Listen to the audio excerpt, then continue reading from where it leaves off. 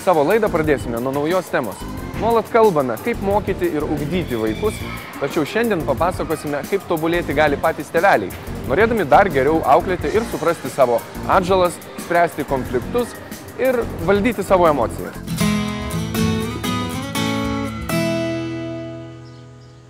Turbūt daugeliui tėvelių pažįstama situacija, kai pradedame nebesuprasti savo vaikų. Nežinome, kaip su jais bendrauti ir anksčiau tikę auklėjimo metodai rodos eina perniek. Ką tuomet daryti? Ar kreiptis pagalbos ir kur jos ieškoti? Keletą metų veikė tėvelių klubas, kur ateidavo patys tėveliai, diskutuodavo, kalbėdavosi, su kokiam problemom susiduria, kaip jas spręsti. Ir tada iškilo tokia mintis, kad kaip ir norėtųsi pasitarti su tam tikrais specialistais, su psichologais, su ugdytojais, nes vėlgi tuos atsakymus gali duoti tie žmonės, kurie tą darbą daro. Taigi iniciatyvos organizuoti seminarus tėvams ėmėsi Lietuvos vaikų ir jaunimo centras. Seminarus veda patyrę psichologai ir pedagogai, kurie džiaugiasi galėdami padėti tėvams, nestokojantiems aktyvumo ir noriai diskutuojantiems jiems opiais klausimais. Pavyzdžiui, nesutariu su paaugliu, ką man daryti, kaip man elgtis. Tada lektoriai, pavyzdžiui, psichologai sako, tai nėra recepto vienkartinio, tai turi būti pastovus darbas.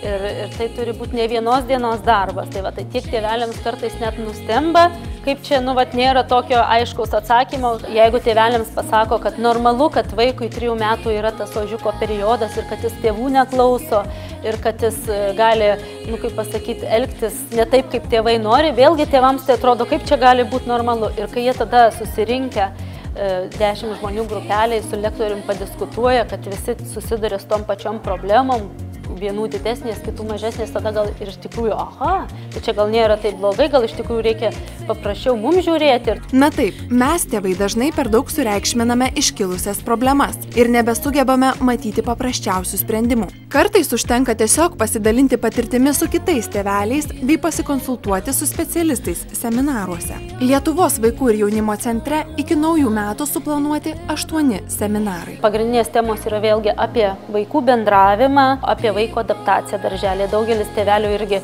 išgyvena stresą, kaip tą vaiką išleisti, palikti verkiantį vaiką, kaip su vaiku bendrauti, kad tas darželis taptų antrais namais. Kitas vėl seminaras irgi mažiukams skirtas skatinti ar bausti, kaip įvesti kažkokias taisyklės, kaip su vaiku susikalbėti, kaip vėlgi tą vaiką paskatinti, kad jis suprastų ir tą žodinę. Patyrę specialistai ves seminarus ir apie ožiukų vaikymą, apie kuriuos kalbėjome ir mes praeitoje laidoje. Kaip elgtis tokiose situacijose, kai vaikas virsta to ožiuku, kaip užbėgti prieš tokias situacijas, kad tas vaikas nekristų ant žemės, kaip pas daugelį vaikų. Lietuvos vaikų ir jaunimo centre tėveliams skirtuose seminaruose taip pat pasakojama apie vaikų talentų atskleidimą, vaikų norų atpažinimą ir supratimą, bei visiems tėveliams klausimų keliančius kišenpinigius. Kaip paaiškinti, kas yra kaip kišenpinigis, kaip pavyzdžiui, šiaip užsidirbti pinigėlį ir kaip suprasti, nes paskui būna taip, kad aš nedarysiu, kol man nemokės. Vaikai klausia, kiek aš uždirbu, sakyti ar ne. Tai lektorius irgi labai įdomiai pateikė, kad šito dalyko negalima sakyti, bet reikia pasakyti kodėl. Kad pirmiausia, tai yra dėl saugumo šeimos. Kitos seminarų temos orientuotos į vaiko emocinio intelekto ir kūrybiškumo lavinimą, bei pasitikėjimą savimi. Taip pat tėvų bendravimas su paaugliais, kaip su jais susikalbėti ir kaip valdyti savo emocijas konfliktų metu. Konfliktai yra natūrali mūsų gyvenimo dalis, tačiau svarbu, kaip mes juos sprendžiam.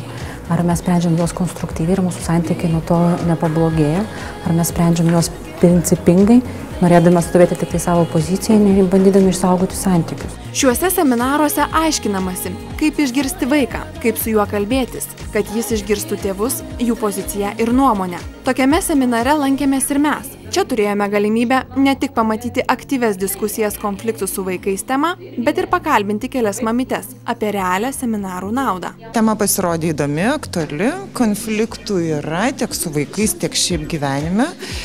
Ir mėgstu mokytis, mėgstu klausyti ir kitų tėvų patirčių, ir specialistų patirčių, dėl to ir atėjau. Taip įdomu buvo tikrai. Tema sudomino ir netgi visos kitos temos, kurios bus iki naujų metų, irgi man atrodo aktualios, įdomios ir net jeigu namuose atrodo ir nėra tokių didelių problemų, vis tiek rodos gali daugiau sužinoti. Įdomu išgirsti, su kuo susiduria kiti tėvai, kaip jie sprendžia savas problemas. Žinoma, kad padėjo. Visa informacija apie vaikus, jinai gali tik padėti. Pirmas dalykas, ką turim padaryti, tai atsigręžti į save. Tai reiškia, vis tiek ne tiek vaikai tie yra dėl kažko tai kalti, kaip mums atrodo. Ir ką linkėtumėt kitiems tėvams? Apsilankyti tokiuose seminaruose ar vis dėlto palaukti, kol atsiras problemas? Kai jau jie jaučia, kad kažkas yra ne taip, kad jie neužleistų to, kad jeigu tu jau jauti, kad tau yra negerai, jeigu jau kažkas krebžda, reiškia, jau reikia bandyti kažkaip spręsti, o nelaukti, kol įsisiubuos iki kažkokių tai labai rimtų dalykų ir kol jau vaikas iš vis bus nebetramdomas ir taip toliau. Mama Rita teisi, nereikia delsti, tuo labiau, kai yra visos galimybės. Lietuvos vaikų ir jaunimo centre seminarai suplanuoti jau ir kitiems metams. Seminarus papildys dar kelios labai aktualios temos – patyčios mokykloje ir elektroninėje erdvėje. Taip pat tema – kaip padėti vaikui jaustis saugiai mamos atitrūkimo nuo vaiko laikotarpiu. Taigi kviečiame visus tėvelius nedvejoti ir nepraleisti progos kuo geriau pažinti savo vaikus.